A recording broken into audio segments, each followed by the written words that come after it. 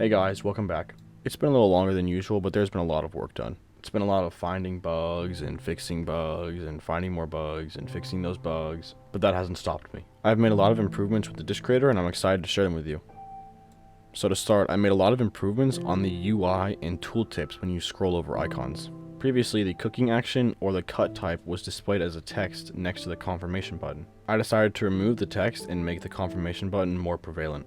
Along with reducing some of the clutter, I improved the icons and made the UI elements more compact. I believe in the idea that UI should be readable at a glance. So what this means is that I try to make all my UI understandable with icons, not text. Image recognition is way faster than reading text. So for a reoccurring player, they can quickly scroll through the UI elements just based on their icons.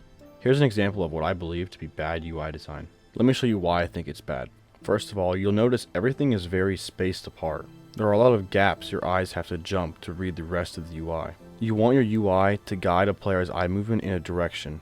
There is no flow to this UI. First you're in the top left, then you can read the product name, and then you jump to the right side of the screen to read all those texts and stats. Then you have to immediately jump back to the left to see what other items are being sold. Secondly, there is way too much text on the screen. The player is going to read this UI like a book. Having to constantly read this UI like a book will be exhausting, and there is so much empty space in the UI.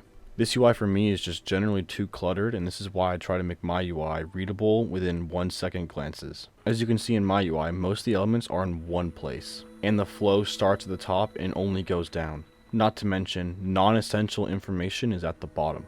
The flavor and texture information is not essential to a player who already knows what these are or what they do. So the true focal point of my UI is the tab bar and the action icons. Extra information is also hidden away with tooltips. This means, once again, players who already know what they mean don't have to see it. Overall, this makes the UI a lot cleaner and easier to read, but this doesn't mean the UI is immediately understandable at first glance.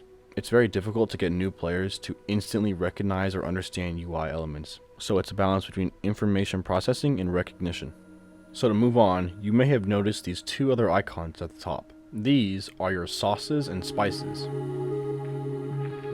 Spices are just like forageables, except you cannot place them on the dish. So if you find garlic out in the wild, it will still take up inventory slots like a carrot or a tomato, but you cannot place it on your dish. Instead, spices will act as garnishes for each food. When you select a new spice, it will change the first flavor box of that food. This pretty much means you can change a dish's entire cohesion by changing the spices or sauces. And speaking of sauces, sauces act the exact same way as spices, except they change the second flavor box. But unlike spices, sauces will be unlocked by buying recipe books for them. Once a recipe book is bought, you will learn the ability to create that sauce and you can put that on your new foods. Now keep in mind, sauces and spices do add an extra layer of work to a dish. This means that when you enter the cooking minigame scene, there will be extra minigames to create the spices and sauces. But before the minigames, let's talk about the visual improvements I made to the dish creation scene. Firstly, I created a shader that modifies the food's appearance based on what cooking process you've selected. It's pretty ugly right now. I have to do a lot of work on this shader, but for right now it does the job. Also, there are particle effects that play based on that same cooking type.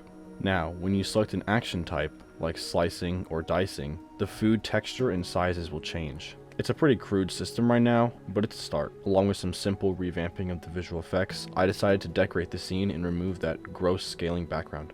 I added a kitchen countertop, some pans, I put down some of the garlic and carrots as decorations, and I added a knife block. So in total, I did a bunch of visual improvements to the scene, but in reality, there was way more back-end code debugging than I would like to admit. I do plan on improving the UI more and adding visual flares and animations, but that's for another day. Same with the kitchen scene. Now, cooking minigames.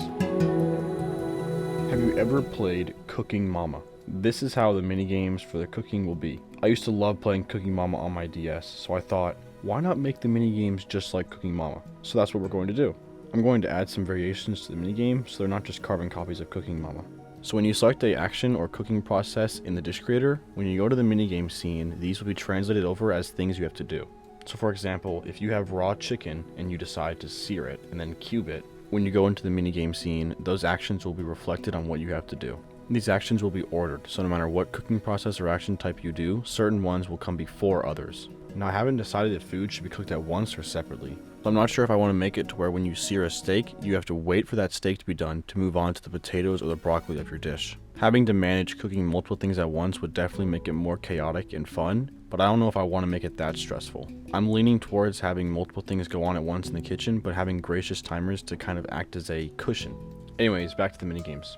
So Cooking Mama has this quality system based on how well you've performed the minigame. I'm thinking of making a dish quality system that adds together how well you've performed in each minigame, and that will give you the overall rating of the dish. This means it's your job to perform as consistently as possible in the kitchen to give all your customers the same dish. You will not be rushed in the minigames though, there will not be timers. But this will progress the restaurant shift's overall time. This means customers will grow increasingly more impatient based on how long you take these minigames. It is also your job to wait and seat the customers, so taking long on minigames will hinder that ability too.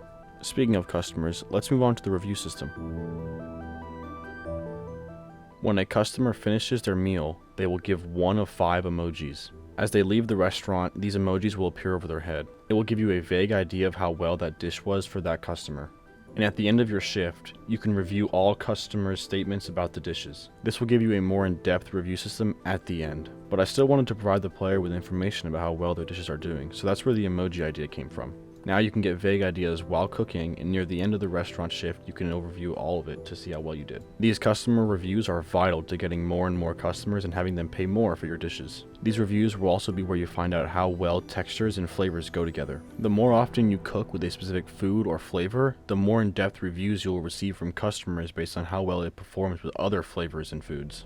And that's essentially the gist of the restaurant cooking scene and the dish creation scene. And with that pretty much concludes this video.